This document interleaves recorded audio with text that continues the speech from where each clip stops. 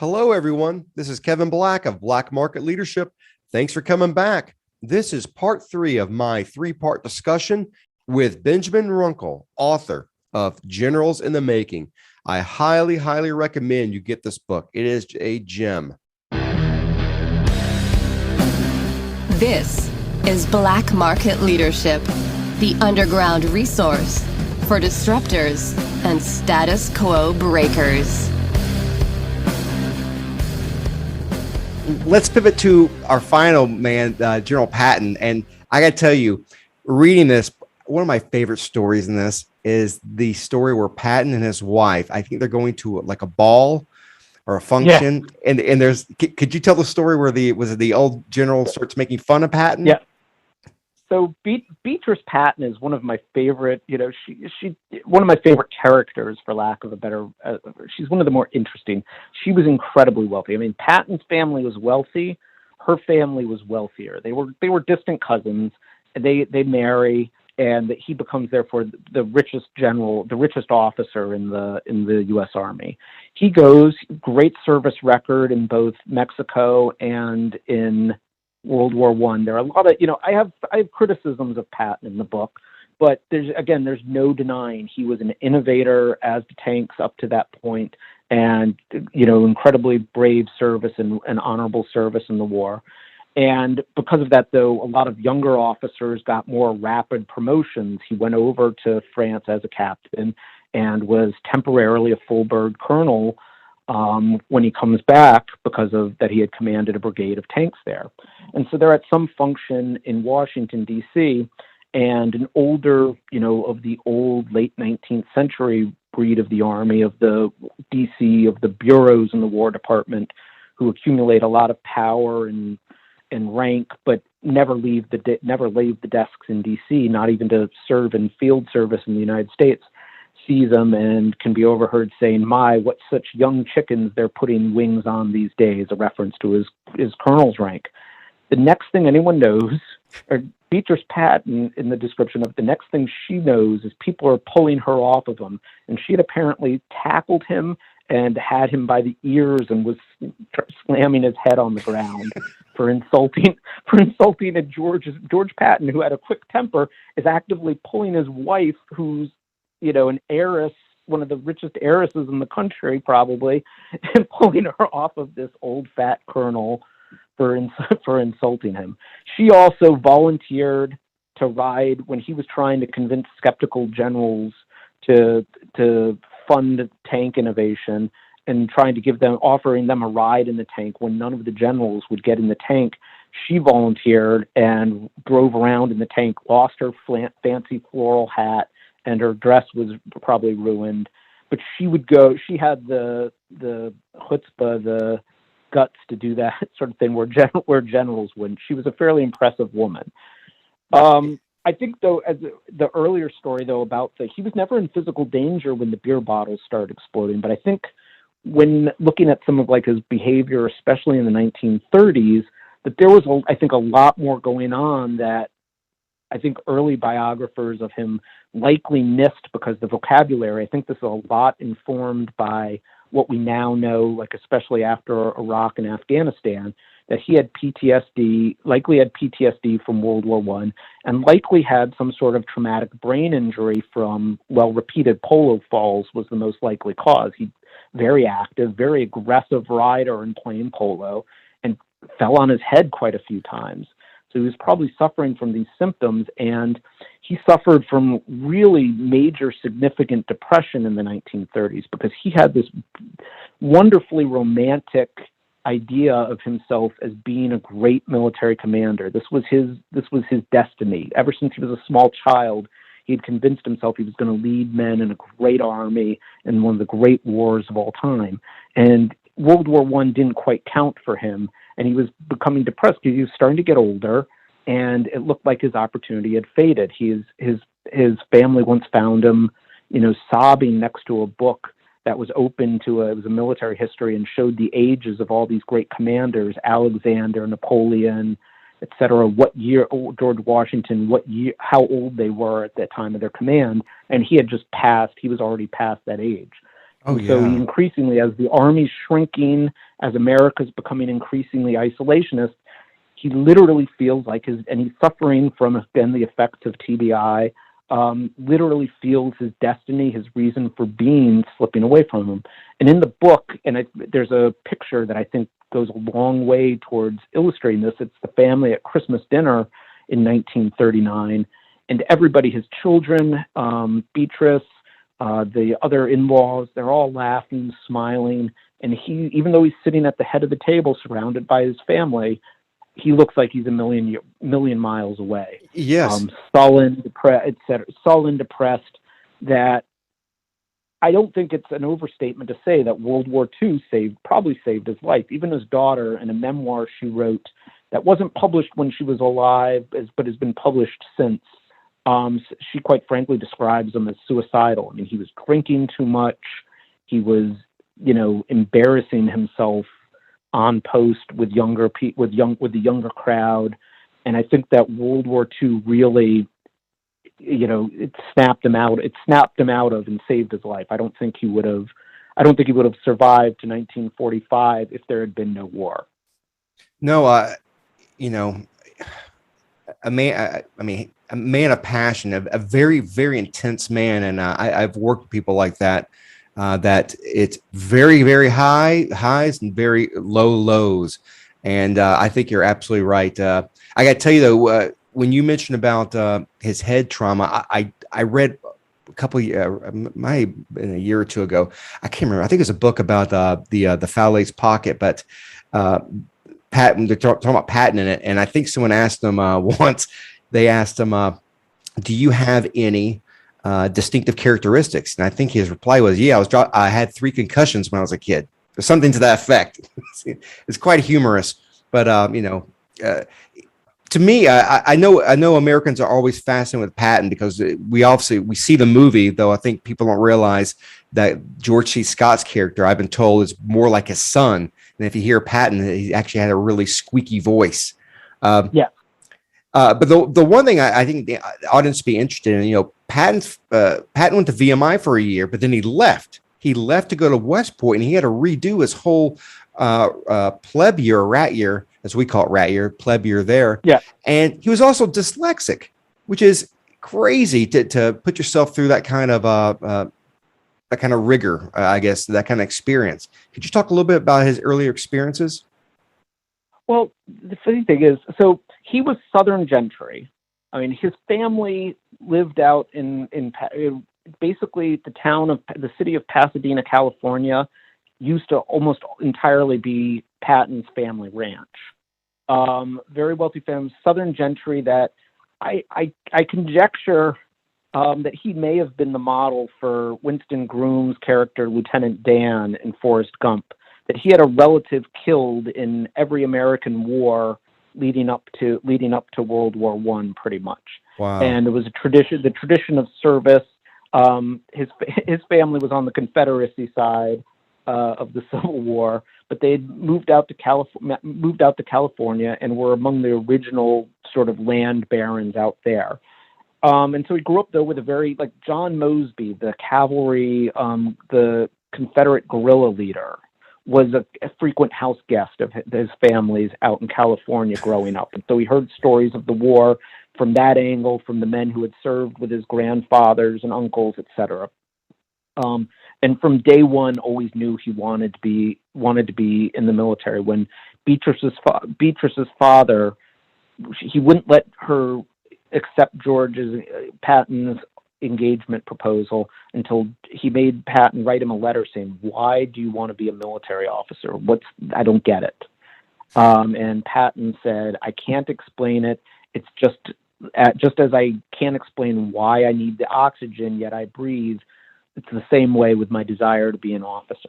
Some authors have conjectured that he wasn't dyslexic. He just was homeschooled until he was like 10, and therefore never really learned to read well. I mean, he was an avid reader, but the writing and the hardcore math that West Point emphasized, I mean, this is what got him in more trouble, was the math, was what got him sent back. So he had to do 5 years at West Point. But some conjecture that was more of an issue. I mean, he was certainly intelligent, and he was certainly one of the more well-read officers over the course of time. He once told his son to read everything military you can, soak in all the military lore, almost until it oozes out of you. That's not the direct quote, but so that you do the militarily correct thing by default because you've so imbibed it. I think also one thing, if you, as you were saying, for the Patton and the yelling and et cetera, there's one story about Patton that I didn't know. I mean, as you said, he's very appealing because he's sort of I was in an armor battalion when I served in Korea, and these guys just worshipped Patton. They were, the sort of the id, this is the warrior self that, most people who don the uniform at some point, or at least serve in the combat arms, this is how they envision themselves. And that's why the romance of him continues despite some of his least attractive characteristics.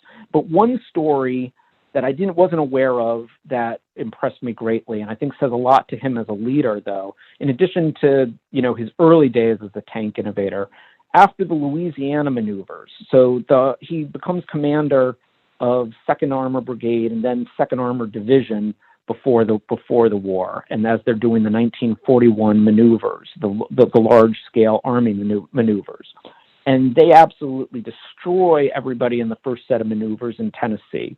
I mean, nobody can stop. They're capturing objectives on the first day or second day that were in the script sort of for the maneuvers or the anticipation. Nobody thought they'd get to until the 4th or 5th day. He appears on the cover of Life magazine in a tank with his binoculars and his famous war face. I mean, they're decimating everybody. They don't perform that well in the Louisiana maneuvers. One reason is because Eisenhower was the chief of staff for the opposing army and made it, so this is sort of like almost a fantasy scenario. Who would win in a battle, Eisenhower versus Patton? Well, you actually had something approximating this in the Louisiana maneuvers. Eisenhower made it a priority, and he was working with General Walter Kruger to come up with these plans. Basically, they committed all their air power to finding the tanks and figuring out building their defensive plans around stopping the tanks. 2, the rules of the engagement for the mock warfare, because they're obviously not firing actual munitions, were disproportionately in favor of anti-tank units. They gave them more credit for than what anti-tank guns could actually do at the time. And so this also helps to stop the tanks during the fighting. After the maneuvers, some of the officers, Jacob Devers was now in charge of the entire armor force, and he blames Leslie McNair and the people who made the rules. He says, look, these rules weren't fair. That's why they did badly. Patton knows this to be true, but he also recognizes something greater, and he gets in front of his division. He would give talks like this frequently, and he says, look, this is my fault. This is our leader's fault. Our doctrine for how we do things wasn't right. We are going to learn the lessons from this. We're going to improve, and we won't have a performance like this again. And it was the recognition that the armored forces, our tanks, we were modeling them off of the British, where we'd have tank pure units instead of seeding them with infantry companies to go out ahead and find the anti-tank guns and take them out before they encountered the tanks. And so it's to his credit, I think greatly to his credit as a leader, and know yourself and seek self-improvement. He had the humility, which he didn't always demonstrate, but to recognize when enough self-awareness to recognize when he needed to improve on things as well. And I think that goes a lot towards explaining his eventual battlefield successes, and is something that I don't think the caricatures and the popular images of him tend to miss that element of his leadership. And as I said, there are a lot of things I'm critical about of him in the book, but I think that moment is, as far as an aspiring leader, to see that even Patton, ability to take humility that I don't know everything, ability to take responsibility, accept responsibility for mistakes, and the desire to keep learning constantly and learning to improve, I think goes a long way towards how he could perform at his highest as a leader. I told this couple of podcasts ago, I was interviewing Anthony Tucker Jones, and I asked him, do we Americans give too much credit to Patton and too much undue criticism to Montgomery? And he had an interesting answer. But the one thing we're kind of circling back now from Patton to Marshall, but I got to tell you, my last year at VMI, I went to the VMI museum. I wish I had spent much more time there. Oh gosh, it's a treasure trove. Anyway, I met I guess the head, I don't know what you call it, the head of the archives. And this guy was really cool to me. He's like, "Hey, you want to see something really cool?" I'm like, "Yeah, sure." So he pulled up this letter. So for the audience here, if you heard this before, I'm sorry, but Marshall's chief of staff had a rule. If you're going to write a memo, it's one. My understanding, it's one page, no more than one page. If it was more than one page, you didn't know what you're talking about. You have to encapsulate or get to the essentials. And so the VMI this guy pulls out a letter, a 4-page letter, Ben, from Patton to Marshall, and half of it's like how God intervened to help him win his battles. And I'm laughing because I'm assuming Marshall recognized the value. In fact, in my understanding, it wasn't really Marshall. Was it Roosevelt, or it was the Secretary of War who actually had a real admiration for Patton? I don't remember. Was it Simpson? It was Simpson, and so Patton, when he was one of Patton's traits, he was a very shrewd sycophant sometimes. And when Simpson, his first time as Secretary of War from 1910 to 1912, Patton was on the general staff at that time, and Patton made sure to find out when Henry Simpson, who loved horse riding, and very wealthy man, when he went to ride his horses. Patton found out when and where he rode and made sure he was on one of his very, very nice mounts. "Oh, hey, Mr. Secretary, there you are," and became riding partners with Secretary Simpson. And so Simpson and he remained correspondents and friends over the years. And so Simpson was a backer of his. I heard this. I actually read this recently, and please tell me if I'm wrong on this. It actually makes sense. So when I was a cadet at VMI, they had this shirt there, and it was like it was a quote by Patton. He's like, God, what was it? If you want to win a battle, I don't know, was it? Give me, was it 1,000 West Point cadets? If you want to win a war, give me a handful of VMI men. And all the VMI cadets they're all wearing this. And then I read a history. God, it must have been like a month or two. And the reason why Patton actually said that was because Marshall was in the room, kind of sucking up to Marshall. Yeah. Patton, that's as I cover in the book a couple of times where Patton, Patton was very ambitious and could occasionally be sycophantic. Marshall, though, Eisenhower would have been done with Patton before D-Day because of the headaches that he was causing Eisenhower covered for him during the Sicily slapping incidents.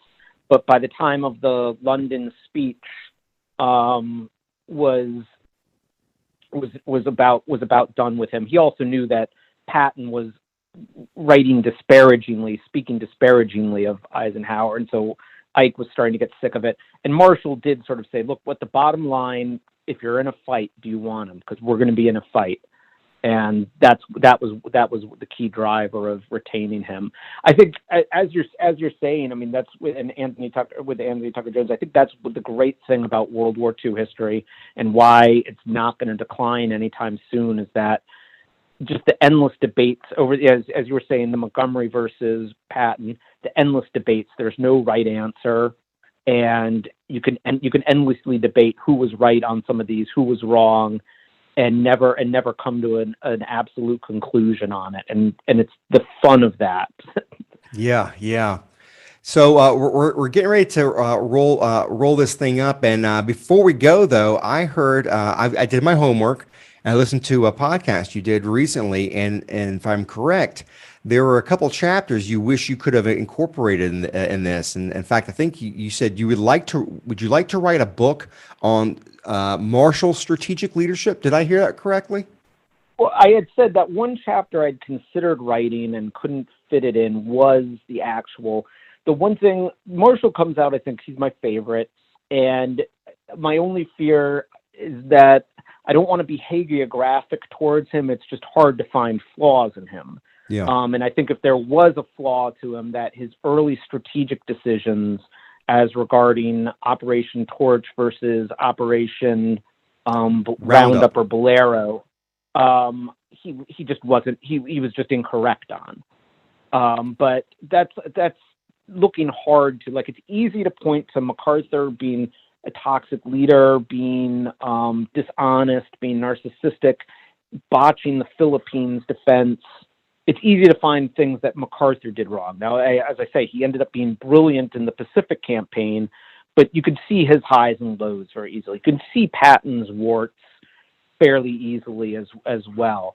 So that's when you're sort of grasping to find, well, Marshall wasn't perfect. And yes, he did make that mistake. And I thought about putting a chapter in, but there just wasn't enough time and enough material for it. I ended up deciding.